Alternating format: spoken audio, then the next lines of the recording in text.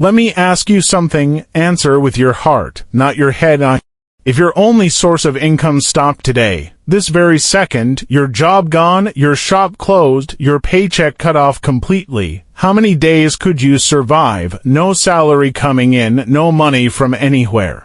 7 days, 15, 30, a year. Most people's honest answer is shorter than they want to admit, and that's exactly where the real problem hides. The problem isn't that you earn too little. The problem is you were never taught to create money. You were only ever taught to collect it. Someone else built a system, and you became a small part inside that system, working hard while someone else decided your worth at the end of each month. Back in 1936, during the Great Depression, banks were collapsing across America and Europe. Millions stood in bread lines. Hope felt like a luxury nobody could afford. And in that exact moment of despair, a man named F.C. Miniker wrote a book that sounded almost cruel to release at such a time, a guide claiming there were 1,000 different paths to earning money. People thought it was a joke. But nearly 90 years later, one idea from that book still holds true. Earning money is not luck. It is a skill, and every skill can be learned. Warren Buffett borrowed this very book from his local library when he was just 7 years old, and he later said it shaped the entire foundation of how he thinks about money. Today I'm giving you the core principles from that book, rebuilt and expanded for the world we live in now. The first principle is this: every complaint hides an invoice inside it. Listen closely to the people around you. They complain about high electricity bills, about never finding a reliable repairman, about deliveries that never show up on time. Most people just nod along and complain too, but a sharp mind listens differently. It asks, is this person frustrated enough to pay someone to solve this? The deeper and more constant the pain, the bigger the business hiding inside it. A one-time annoyance is just a problem. A daily headache is an opportunity. Think about small local grocery shops. Their biggest loss usually comes from unpaid credit, messy handwritten ledgers, torn pages, forgotten names.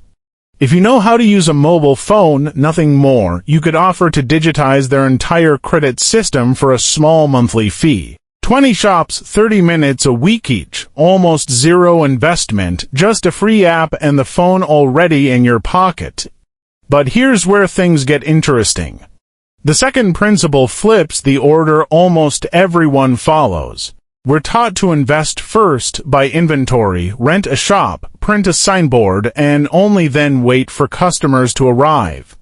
By the time customers show up, if they show up at all, your savings are gone and your confidence with it. The smarter order is to sell first and build second. Take someone starting a signboard printing business. The average person chases a machine worth several lakhs. The smart one builds 10 sample designs on a phone, visits 15 shopkeepers with outdated signs, takes deposits from the 3 who say yes, and only then outsources the printing to an existing press nearby, keeping the margin for themselves. The machine comes later, once enough orders justify it. The third principle changes how you think about your own time. When you have a job, what you're actually selling is hours, and hours are limited by nature.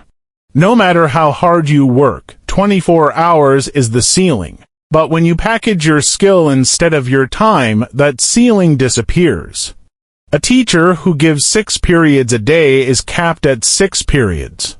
A teacher who records one excellent lesson can sell that same recording to 100 students, then 500 doing the work once while it keeps earning repeatedly. This is the real difference between a laborer and someone who builds leverage with the same skill. But what most people overlook next is even more valuable. The fourth principle says a new customer is expensive, but an old customer is pure gold. Chasing a new customer takes convincing, trust building, and effort. A returning customer already trusts you completely, they simply need a reminder. A honey and ghee seller who keeps a simple record of past buyers and messages them before winter or before a festival builds a loyal base that reorders 3 times a year and brings to new customers along with them every time without ever chasing a stranger again. Then comes a principle most people ignore out of fear of judgment. Start small, but dream big. The biggest obstacle isn't money, it's ego. Someone waiting 5 years for 5 lakhs to open a poultry farm is still waiting. Someone who starts with 50 birds on their rooftop learns the real costs, the diseases, the buyers, the margins within 6 months and scales to 200 birds the next year and a full farm the year after. The difference was never capital. It was who actually started learning. And finally, price wars never make anyone rich. Value does.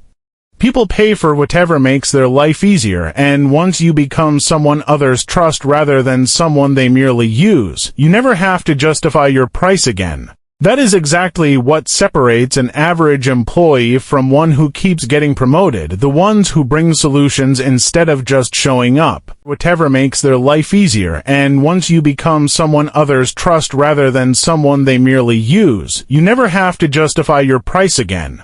That is exactly what separates an average employee from one who keeps getting promoted, the ones who bring solutions instead of just showing up. This same lesson played out inside the story of a family who lost everything in the Depression. Their carefully planned business idea failed completely. But when a farmer sold them a surplus of tomatoes, their mother turned them into juice just to avoid waste, and neighbors couldn't get enough of it. What saved them wasn't a brilliant idea. It was the discipline to abandon a failing plan and commit fully to the one that actually worked, adjusting, failing, and rebuilding at every step until it became a real business. Today you carry a phone that connects you to buyers anywhere on earth. Every tool you need is free. Every piece of knowledge is one search away. If your pockets are still empty, it was never about your circumstances. It's about waiting for a perfect moment that never actually arrives. You now have 6 working principles. Pick just one and start today. One principle you actually apply is worth more than 100 you only admired.